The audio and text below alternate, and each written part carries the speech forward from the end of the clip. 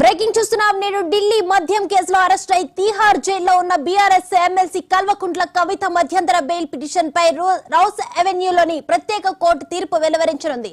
తన చిన్న కుమారుడికి పరీక్షల నేపథ్యంలో మధ్యంతర బెయిల్ మంజూరు చేయాలని కోరుతూ కవిత ఇటీవల కోర్టును ఆశ్రయించారు.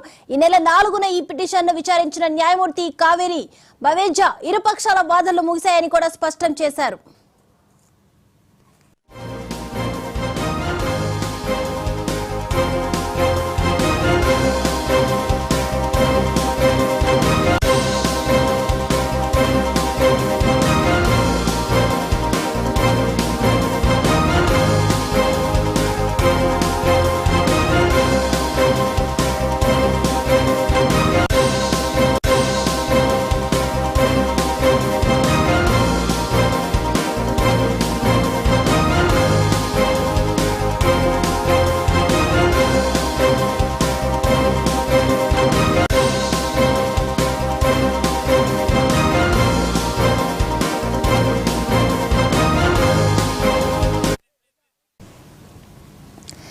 అనంతరం తీర్పును నేటికి రిజర్వ్ చేశారు. సాధారణ బెయిల్ పిటిషన్ పై ఈ నెల 20న ఇరు పక్షాల వాదనలు వింటామని స్పష్టం చేసింది.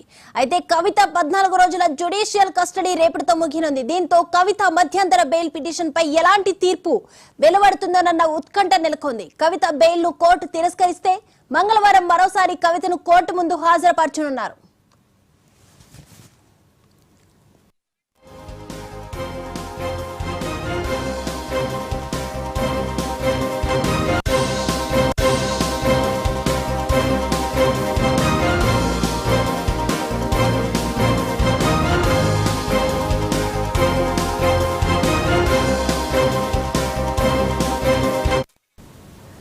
నేడు ఢిల్లీ మద్యం కేసులో అరెస్ట్ అయి తీహార్ జైల్లో ఉన్న బీఆర్ఎస్ ఎమ్మెల్సీ కల్వకుంట్ల కవిత మధ్యంతర బెయిల్ పిటిషన్ పై రౌస్ అవెన్యూలోని ప్రత్యేక కోర్టు తీర్పు వెలువరించబోతుంది.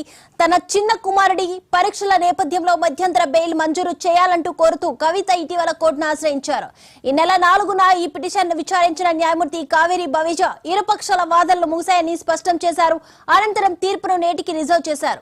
ఈ అంశానికి సంబంధించి మరిన్ని అప్డేట్స్ అందించడానికి మా ప్లానింగ్ ఎడిటర్ సురేష్ గారు సిద్ధంగా ఉన్నారు. సురేష్ గారు, దీపిక, మీకు తెలుసు కవిత గారికి అంటే మధ్యంతర బెయిల్ మీరు చెప్పినట్టుగానే కుమారుడికి పరీక్షలు ఉన్నాయి కాబట్టి బెయిల్ మధ్యంతర బెయిల్ ఇవ్వాలి. అదే సమయంలో ఒక మహిళ కింద చూడాల్సి ఉంటుంది. మనీ లాండరింగ్ లో ఒక మహిళకున్న కొన్ని సౌకర్యాలను ఉపయోగించుకొని కాబట్టి కవిత గారికి మధ్యంతర బెయిల్ ఇవ్వాలని అభిషేక్ మను సింగ్ గారు మన రౌజ్ అవెన్యూ కోర్టు ముందు వాదించారు. అయితే ఈడీ మాత్రం తీవ్రంగా వ్యతిరేకించింది. ఎందుకంటే ఇప్పుడు ఈ ఏదైతే ఢిల్లీ లిక్కర్ కేసు ఉందో దానికి సంబంధించి బ్రేక్ త్రూ దశలో ఉంది. అంటే విచారణ అనేది ఒక రకంగా మీకు తెలుసు ఆల్రెడీ అరవింద్ కేజ్రీవాల్ గారు కూడా జైల్లోనే ఉన్నారు కాబట్టి ఆ విచారణ అనేది బ్రేక్ త్రూ దశకు చేరుకుంది. అంటే తమ పరిశోధన అనేది ఇన్వెస్టిగేషన్ అనేది బ్రేక్ త్రూ దశకు చేరింది. కాబట్టి ఈ దశలో బెయిల్ ఇవ్వడం సరైనది కాదు. పైగా కవిత గారి కుమారుడికి సంబంధించి 12 పరీక్షల్లో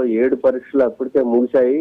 కాబట్టి ఆయనకి కావాలంటే చూసుకోవాలంటే తండ్రి ఉన్నాడు, తర్వాత సోదరుడు ఉన్నాడు కాబట్టి బెయిల్ అని చెప్పి ఆ ఈడీ తీవ్రంగా వ్యతిరేకించింది. సో ఇరువైపుల వాదనలు విన్న న్యాయమూర్తి గారు తీర్పుని అంటే తన ఆర్డర్ ని ఇవాళ జారీ ఇస్తామని చెప్పి ఆ రోజు రిజర్వ్ చేశారు. ఇప్పుడు కొద్దిసేపటి తర్వాత మధ్యంతర బెయిల్ మీద తన నిర్ణయాన్ని న్యాయమూర్తి గారు తెలియజేయబోతున్నారు. దాన్ని బట్టి ఒకవేళ బెయిల్ వస్తే కవిత గారు మధ్యంతర బెయిల్ వస్తే బయటకు వచ్చే అవకాశం లేకపోతే రేపు ఇప్పుడు ఇచ్చిన జ్యుడిషియల్ రిమాండ్ 14 రోజుల జ్యుడిషియల్ రిమాండ్ గత నెల 26వ తేదీన విధించిన జ్యుడిషియల్ రిమాండ్ రేపుతో ముగుస్తుంది. కాబట్టి మళ్ళీ రౌజ్ అవెన్యూ కోర్టు ముందు ప్రవేశపెట్టిన తర్వాత న్యాయమూర్తి గారు మళ్ళీ సాధారణంగా ఆ జ్యుడిషియల్ రిమాండ్ మళ్ళీ ఎక్స్టెండ్ చేసే అవకాశం ఉంది. ఇంకొక వైపు ఇప్పుడు సిబిఐ ఆల్రెడీ ఏంటంటే తీహార్ జైల్లో విచారణకి అనుమతి పొందారు.